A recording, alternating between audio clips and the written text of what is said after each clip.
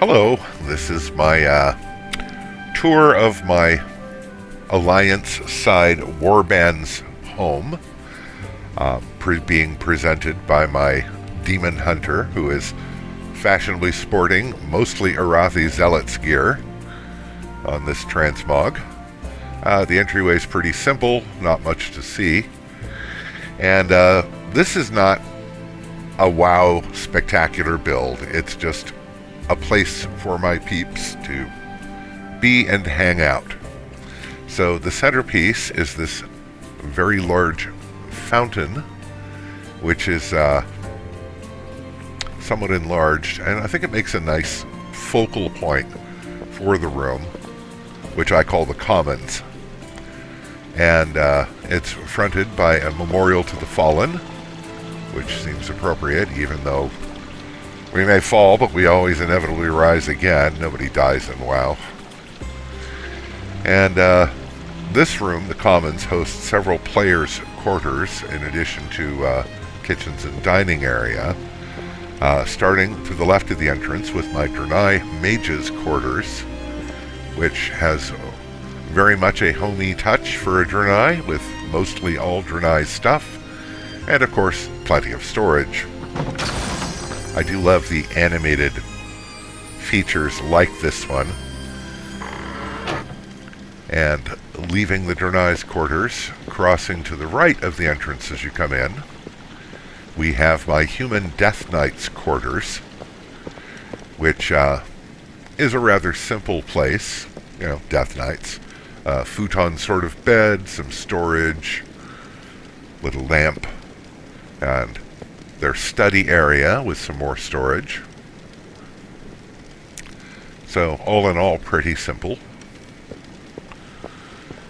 So crossing to the left of the entrance, we're going to go around left to right around the Commons, visiting the different locales as we go. The first thing we come to on the left after the quarters is the Hall of Heroes, where the warband's affiliations and alliances are represented by banners, except for the Smoking Fish, because monks don't actually have a banner as such, and some weapons racks, kind of a trophy thing. And the focal point of this is the Dragon's Skull and the Horde Warlord's throne, which has been resized so that people sitting in it actually sit on it, not in it. WoW seems to have a problem with scale when they're making their pieces of decor. And pretty nicely set up. It also quarters for two of my mains. This is on the left of the entry as you come in is my mage main's quarters, and he is a gnome mage.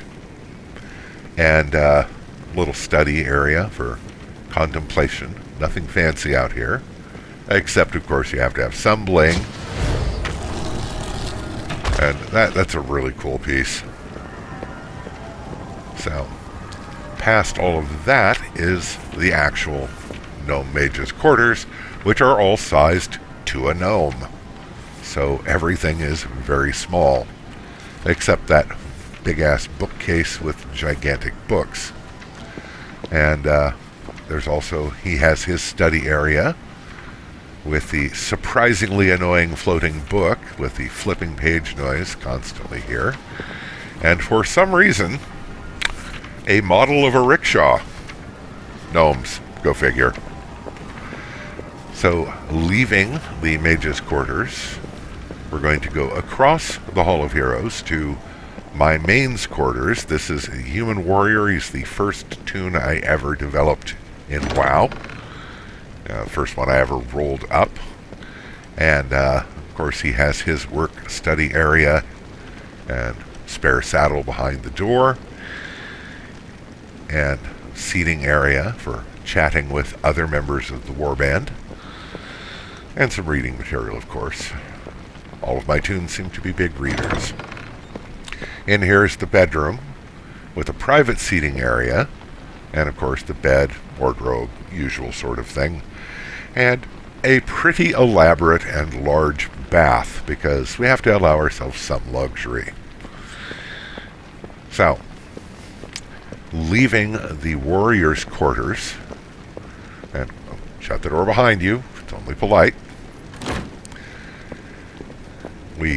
Moving around to the left, we come to my hunter's quarters, which is a dwarf hunter. He was my second toon ever, I believe. And stone bed, because of course that's a wonderful idea. Nice fancy dresser or wardrobe from Ironforge. And a High Mountain Tauren totem, because my hunter had a lot of good times in High Mountain, and I really enjoyed that zone on the hunter. Of course, it's where the hunter's order hall is, the True Shot Lodge, and so it was only appropriate he spent a lot of time there. Continuing around to the left, we come to the kitchen with some food storage and food preparation area, a draconic oven, wash basin, and some snacks laid out for hungry toons.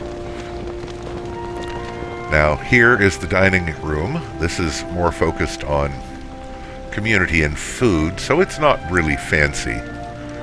Also, budget is a thing when you're doing a place this big and you're only a level 4 house. Have to be pretty careful about spending that housing allotment. Now, continuing around, last but not least, we have the elves area called the Grove, for obvious reasons. And it has the dining room to the left of the entrance. Simple but nice. And to the right is a seating area, very comfy. And again, the centerpiece is a fountain with some additions to make it more elf and more interesting. Up the stairs are the living platforms, which are sort of the toons' bedrooms. And here is the Night Elf Hunter's quarters. Nicely appointed. Little seating area in case friends come over. Some storage, and of course reading material. This is the Void Elf Rogue's quarters. And she is a bit of a character. She's got her alchemy set up in front for making poisons, very civilized, and an elven screen for the sleeping area to provide a little bit of privacy, and her stash of stuff, because she wants her stuff where she can lay hands on it and preferably nobody else can. So it's all just piled here because she doesn't really know what to do with it. But it's there and it makes her happy. So, crossing past the fountain, we have the other platforms, or elves. And here is my demon hunter's room. Since the Legion fell and Sargeras is dead, she's kind of figuring out where she fits in the world. And where one of the places she fits is on a very luxurious bed, because why not? And last but not least is the Elf Knights, wow, rented lips, quarters with the work table, plenty of study materials, and the dwarven bookshelf providing some privacy from the hunter's quarters. Bit of storage on top. And again, just a fairly simple space, seating area in case friends come over, and then back down to the main portion. Now, I did say this is the elves' quarters, but they do have a couple of guests. So if we pass through the dining area and down this long hallway, we come to my Pandaren monk's quarters. Some tools of the trade off to the left, some study materials, nice, comfy, big bed, because Pandarens are kind of big, and just some odds and ends, including a miniature smoking fish shrine, as seems appropriate for a Pandaren monk. And again, it's a small space, but it came together pretty well. I really like it. back out through the dining room and across the seating area, we come to the last set of quarters currently existing at level 4 here for the house. And this is the Gnome Death Knight's quarters. Again, entirely scaled to gnome size. So everything is quite tiny. And again, with the vehicle model, gnomes, who knows. But, yeah. So that's everything. And, I'm not big into RP, but I'm a writer, and so inevitably there's an element of LP to all my toons, because I'm always making up stories about them and thinking about them in my head, and, who they are, what their motivations are, what they're doing here. Anyway, so that is the place.